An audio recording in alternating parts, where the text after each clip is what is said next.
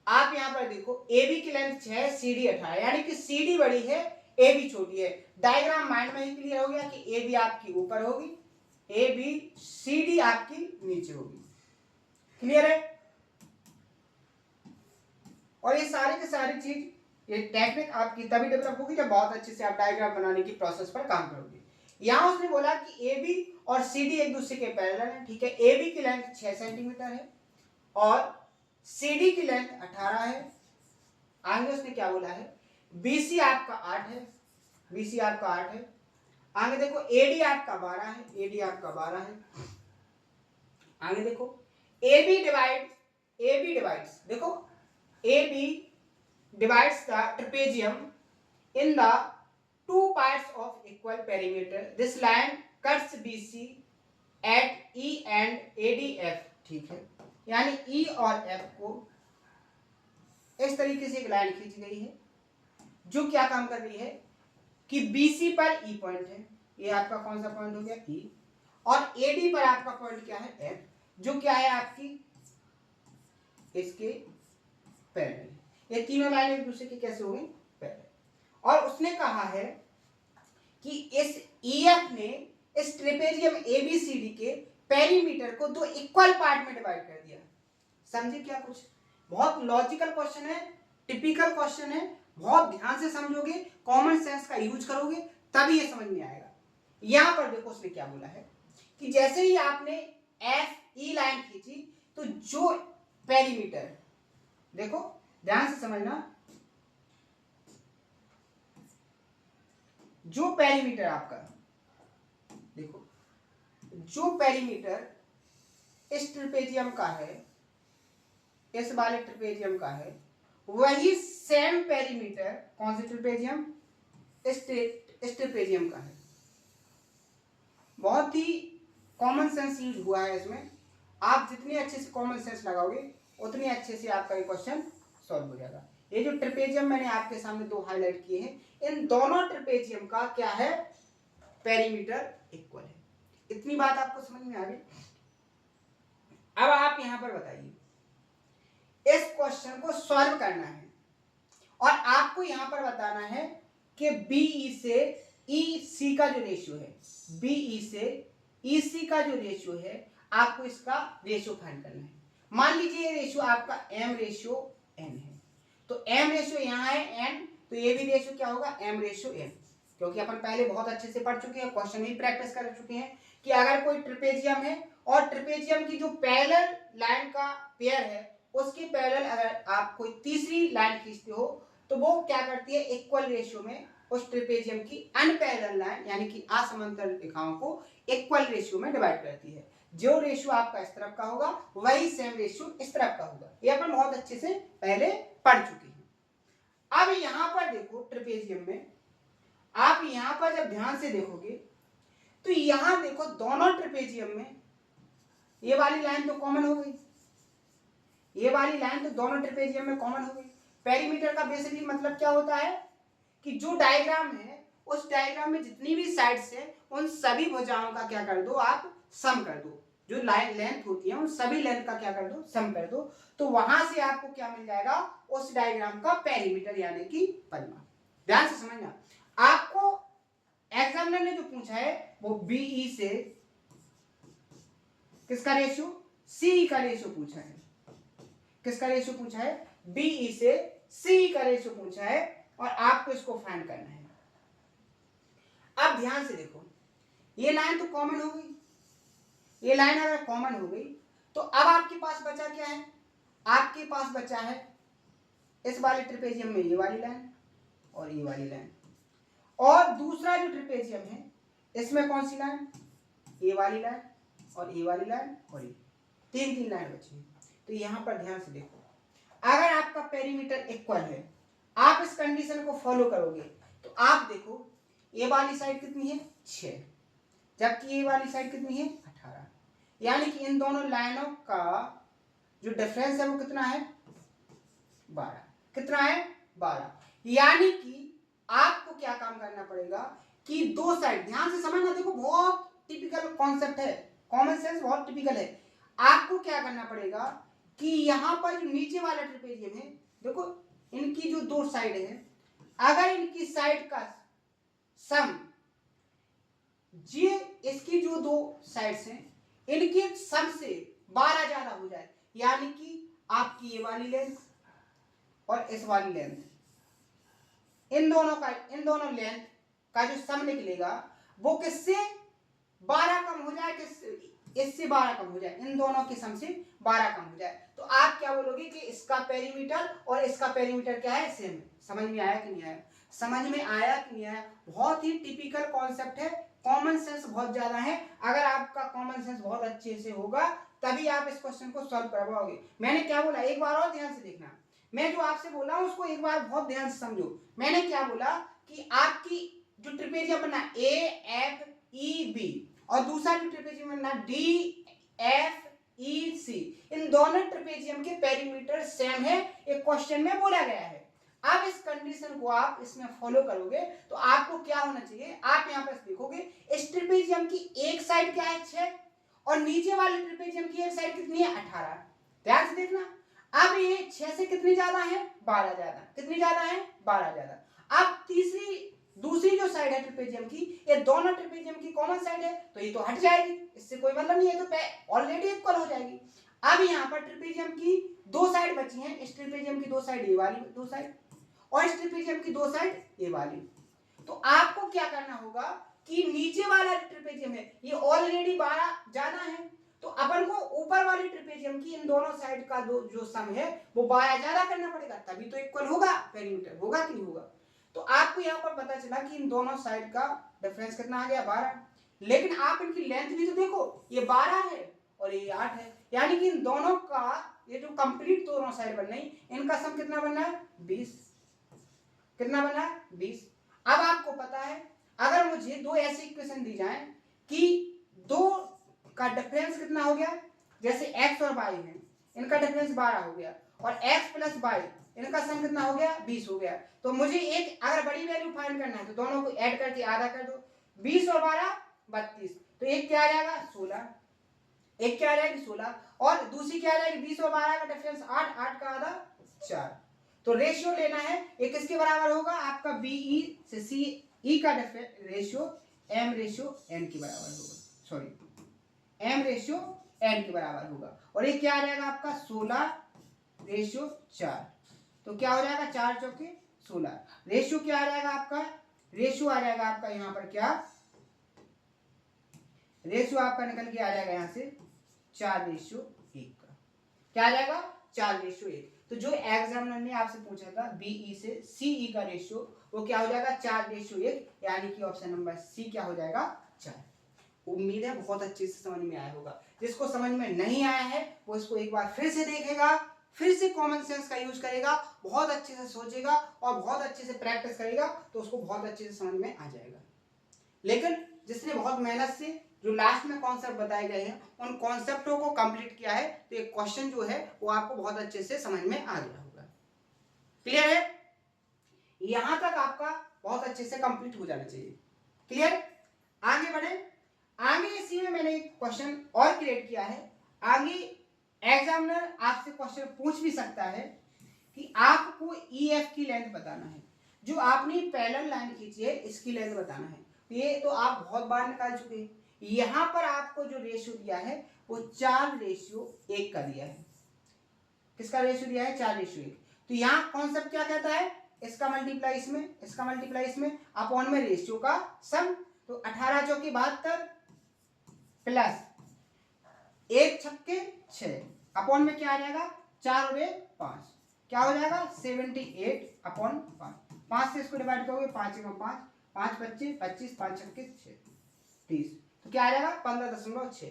अगर आपसे पूछता है एग्जामिनर ईएफ की लेंथ तो कितनी हो जाती 15.6, और 99% चांस है कि आपके एग्जाम में ऐसा क्वेश्चन जरूर क्रिएट होगा, बहुत अच्छे से क्रिएट होगा, केवल डाटा को चेंज किया जाएगा और आपको ये बिल्कुल भी ना पूछकर वो इसको नहीं पूछेगा और आपसे पूछेगा ईएफ की लेंथ बताइए। तो आपको सबसे पहले रेशियो को फाइंड करना पड़ेगा। कैसे फाइंड करोगे वो सारा का सारा मैंने बहुत अच्छे से आपको समझा दिया है। उसके बाद वो कहेगा जो आपसे कि EF की लेंथ क्या है, तो आप फिर उसको बहुत अच्छे से फाइंड कर सकते हो। इस कॉन्सेप्ट से अपने क्वेश्चन भी बहुत अच्छे से हुए हैं। अगर आप देखना चाहो रिवीजन के तौर पर तो देखो मैं एक बार और बताने की कोशिश करूंगा। जैसे देखो यहाँ पर एक क्वेश्चन मैंने प्रैक्टिस करवाया था आपसे PQ की लेंथ। PQ की लेंथ कैसे निकालोगे, तो सबसे पहले आपके पास रेशियो होना चाहिए और जो पैरेलल लाइन है वो पैरेलल लाइन होनी चाहिए, तो आप बहुत अच्छे से इसको निकाल सकते हो। लास्ट में देखो ऐसा कुछ भी नहीं पढ़ाया जाएगा आपको कि जो ना समझाया गया हो और उस पर आपको क्वेश्चन प्रैक्टिस करवा दिया जाए।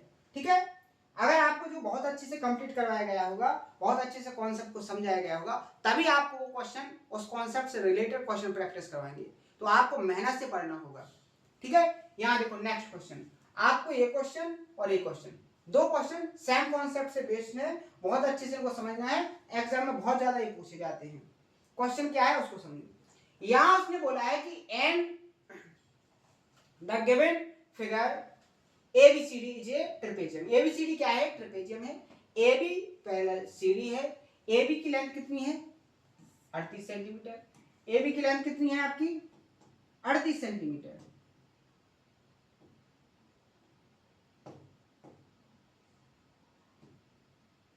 यहां देखो, यहां पर उसने बोला है कि AB की जो लेंथ है वो कितनी है 38 सेंटीमीटर। यहां पर BC की लेंथ कितनी है 13 सेंटीमीटर। CD की लेंथ कितनी है 24 सेंटीमीटर और AD आपकी कितनी है 15 centimetre. Then find the area of trapezium. आपको ट्रेपेजियम का एरिया फाइंड करना है। तो सबसे पहले तो देखो डायग्राम बनाओ। डायग्राम सबसे पहले आपको बनाना आना चाहिए। ये बन गया आपका डायग्राम। अब यहां पर आपको बोला गया है, क्या बोला गया है कि ABCD एक ट्रेपेजियम है। ठीक है, AB की लेंथ 38 है और CD की लेंथ 24 है। यानी कि ट्रेपेजियम इस तरीके से हो जाएगा, ये हो जाएगा, ये आपका A हो गया, ये आपका B हो गया, ये C हो गया और ये आपका D हो गया। क्लियर है। यहां पर देखो उसने क्या बोला, AB की लेंथ 38 है, ये आपकी 38 हो गई। और आगे देखो BC की लेंथ 13 है, BC की लेंथ 13 हो गई। आगे देखो CD 24 है, ये आपकी कितनी हो गई 24 हो गई। AD आपकी 15 है। क्लियर है। आपसे इस ट्रेपेजियम का एरिया पूछा है, आपको साइड देकर उसने एरिया पूछा है। तो एक बात बताओ, अगर मैं आपसे पूछूं कि किसी ट्रेपेजियम का एरिया फाइंड करना है तो कॉन्सेप्ट क्या होता है, कॉन्सेप्ट होता है कि ट्रेपेजियम का जो एरिया का कॉन्सेप्ट होता है वो होता है 1/2 पैरेलल लाइन, मान लो A और B है तो इनका सम इनटू में क्या होता है हाइट। आपको यहां पर पैरेलल साइड की लेंथ दी गई है 38 और 24, लेकिन आपको इस ट्रेपेजियम की क्या नहीं दी गई है, हाइट नहीं दी गई है। क्या नहीं दी गई है, हाइट नहीं दी गई है। तो ऐसे क्वेश्चन को आप कैसे सॉल्व करोगे, इसकी बहुत अच्छे से मैंने मेथड आपको बताई है कि डायग्राम को ऐसे क्रिएट कर लो जिससे आप सॉल्यूशन को फाइंड कर सको। तो आप इसमें क्या कर सकते हो, आपको इसकी हाइट फाइंड करना है। तो आप क्या काम करो कि इस ट्रेपेजियम की दो लाइन तो आपकी पैरेलल है ही, जो तीसरी अनपैरेलल लाइन है उसके पैरेलल एक लाइन खींचो। जैसे मैंने ये लाइन खींच ली, ये लाइन क्या हो गई आपकी, ये लाइन आपकी पैरेलल हो गई किसके, इस लाइन के पैरेलल हो गई। क्लियर है। अब देखो मान लीजिए ये जो पॉइंट है ये आपका E हो गया, यहां पर ये पॉइंट क्या हो गया E हो गया। ध्यान से देखो, ध्यान से देखोगे तो आप देखो DEBC आपका क्या बनेगा, एक पैरेललोग्राम यानी कि समांतर चतुर्भुज। समांतर चतुर्भुज में क्या होता है कि आमने सामने के जो पेयर होते हैं वो पैरेलल होते हैं और इक्वल होते हैं। अगर ये 24 है तो ये वाली साइड ये भी तो 24 होगी, ये जो लेंथ है ये भी 24 हो जाएगी।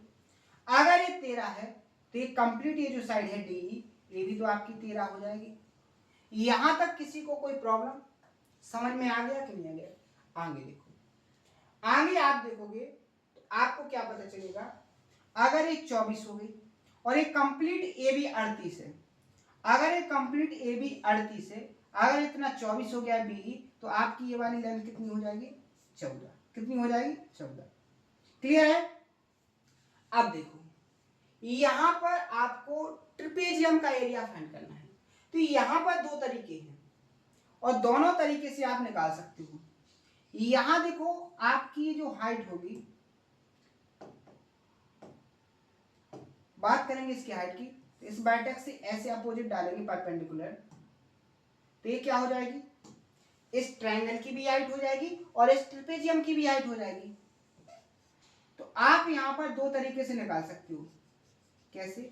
एक तरीका तो ये है कि इस पैरेललोग्राम का एरिया फाइंड कर लो और इस ट्रायंगल का एरिया फाइंड कर लो और दोनों को ऐड कर लो, तो आपका क्या फाइंड हो जाएगा यहां से, इस ट्रिपेजियम का एरिया। दूसरा तरीका क्या है कि आपको इस ट्रिपेजियम का एरिया फाइंड करना है, तो आप यहाँ पर पैरेललोग्राम का एरिया फाइंड करोगे, उसके लिए भी हाइट चाहिए। इस ट्रायंगल का एरिया फाइंड करोगे तो भी आपको, वैसे इस ट्रायंगल का तो एरिया आप फाइंड कर लोगे क्योंकि तीनों साइड दी गई हैं, लेकिन इस पैरेललोग्राम के लिए तो आपको हाइट चाहिए, यानी हाइट तो आपको निकालना ही है।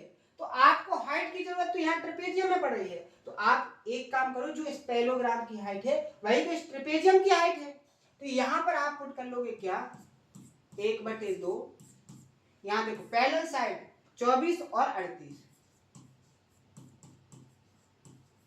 इंटू क्या हो जाएगा, हाइट। यहां से बस आपको हाइट चाहिए। हाइट कैसे निकालते हैं, एरिया को इक्वल करके। इस ट्रायंगल की एक साइड 15, 13 और 14, मैंने बहुत अच्छे से आपको बताया, जब भी 13, 14 और 15 जो लॉजिकल डाटा होता है, मैंने बहुत अच्छे से आपको समझाया है कि उस लॉजिकल डाटा को आपको याद करके रखना है। क्या काम करना है, जो लॉजिकल डाटा होता है उसको याद करके रखोगे, बहुत ज्यादा बेनिफिट होगा आपको, बहुत अच्छे से आप कैलकुलेशन को कर पाओगे।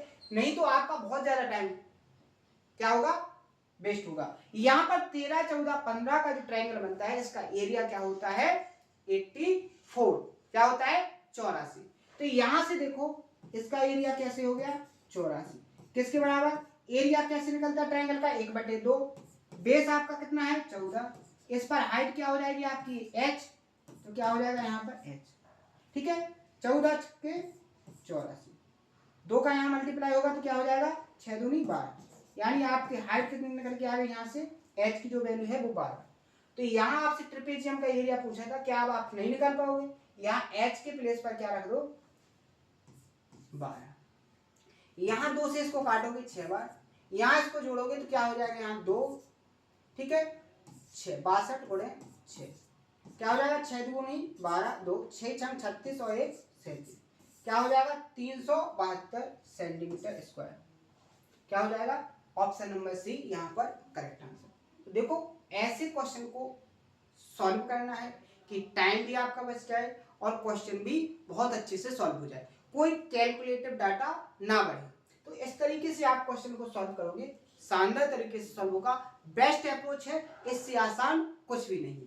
उम्मीद है बहुत अच्छे से समझ में आया होगा। इसी कॉन्सेप्ट पर एक क्वेश्चन मैंने और लिया है कि आपको बिल्कुल भी प्रॉब्लम ना हो, अगर आपको उसमें समझ में नहीं आया है तो इसमें 100% समझ में आ जाएगा, और अगर आप मेहनत से समझोगे तो आपको एक क्वेश्चन में ही समझ में आ जाएगा। लेकिन बहुत सारे ऐसे हैं मेरे दोस्त जिनको एक बार में तो समझ में आता ही नहीं है, तो उनके लिए मैं एक क्वेश्चन एक्स्ट्रा लेके चलता हूं कि कॉन्सेप्ट तो इंपॉर्टेंट है ही, अगर आपने कंप्लीट नहीं किया तो वो क्वेश्चन अगर आपका आएगा तो आपसे छूट जाएगा। लेकिन मैं ऐसा बिल्कुल नहीं चाहता, आपका जो पेपर में आए वो 100% आपसे बनना चाहिए। अब वो कैसे बनेगा, जब आपको पूरा कंप्लीट करवाया जाएगा। तो पूरा कंप्लीट कैसे होगा, जो जैसे लेवल का क्वेश्चन होगा उसको उतने अच्छे से प्रैक्टिस करवाएंगे, ऑटोमेटिकली आपका कंप्लीट हो जाएगा। तो आपको दिक्कत लेने वाली बात नहीं है, आपको तो बस पढ़ना है, कंटेंट को प्रोवाइड करवाना मेरा काम है, बहुत ही आसान तरीके की लैंग्वेज में, बहुत ही बेस्ट तरीके के सॉल्यूशन के साथ, बेस्ट अप्रोच के साथ, बस आपको मेहनत के साथ पढ़ने की जरूरत है। यहां पर देखो क्वेश्चन में क्या बोला गया था कि एबीसीडी एक ट्रिपेजियम है जहां एबीसीडी के समांतर है, ठीक है। यदि AB की लेंथ 4 सेंटीमीटर, BC की लेंथ 3 सेंटीमीटर और CD की लेंथ 7 सेंटीमीटर है और DA की लेंथ 2 सेंटीमीटर है, तो ट्रिपेजियम का क्षेत्रफल यानी कि एरिया फाइंड करो।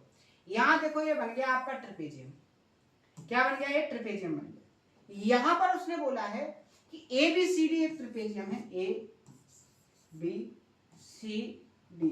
यहां पर मुझे ऐसे लग रहा है कि आपको ये डाउट जरूर आ रहा होगा, मैं कभी AB को ऊपर लेता हूं, कभी CD को नीचे लेता हूं, ऐसे कर रहा ना, वो क्यों कर रहा? मैं जब इस डाटा को पढ़ता हूं तो मुझे समझ में आ जाता है। यहां उसने बोला कि ए बी और सी डी दोनों पैरेलल हैं, और यहां पर उसने बोला ए बी की लेंथ 4 है और सी डी की लेंथ क्या है, 7 है। अब ट्रेपेजियम में आमने सामने की साइड का जो पेयर बनता है वो पैरेलल होता है।